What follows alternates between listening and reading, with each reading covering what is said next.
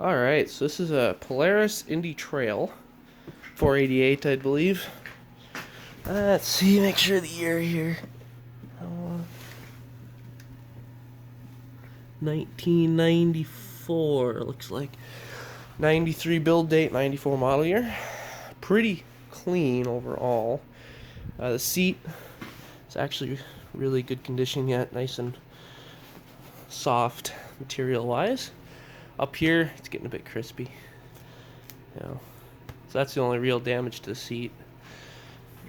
But otherwise, I mean, the seat is actually in really good condition. It's got the usual bits up there. But overall, there's really no nicks. It's just kind of that sun-faded stuff. Hood, really, really good condition. Still got the shine on it. No matching nose cone. It's got the normal brake right in the middle there. But it looks, yeah, right there. Really good yet. There's no scratching really on the top. The imperfections on the hood are right here. Someone must have hit something up against it. It scratched it, but didn't crack or anything like that. There are no cracks in this hood, amazingly, with how many miles and how beat up the rest of the sled really is. I mean, you know, see skis are dented in and stuff. Shocks are shot in the rear end. I think the front shocks, I mean, they're kind of there. It's got really good compression on the motor, 130. From the looks of it, previous owner had gotten this thing and had been sitting a while because it looks like the carbs are gone through. Airbox was taken out, and that was taken off probably because there was mice in it, my guess. It doesn't look like they were in there very long because it doesn't have any rust or, you know, any real debris. I'm not sure why the guy took this cover off. I have extras, you know, on junk motors and stuff. But, I mean, it has great compression, and when I'm going to fire it up here for you now, you can hear it run. I did put gas down the cylinders and into the carbs. It's not going to run very long. I mean, there's no fuel lines hooked up. I'd be kind of amazed if it did.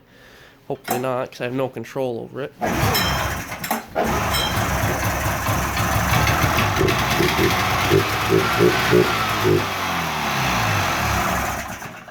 Yeah, it ran pretty good, actually.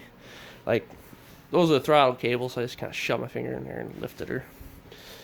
Only got one carb, but it sounded really strong.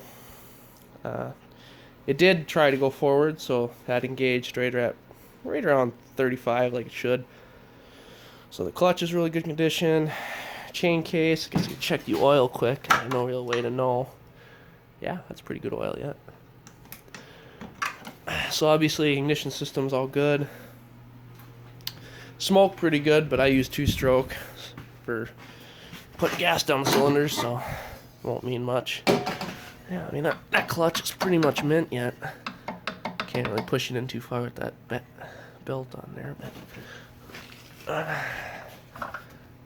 yeah, that looks pretty good. Weights aren't all bent in their sleeves. Pretty good condition. No real corrosion built up on it. I'd say she's a pretty solid little sled. The track, I guess, is the only last thing I need to check. It's not necessarily a treadmill yet, but it's not perfect. I mean, it does have 50, whatever, 100 miles on it. Trailing arms in really good shape. I think that's pretty much all I can really tell you on it. I mean, obviously, it's not a perfect sled. I'm not trying to sell it as that.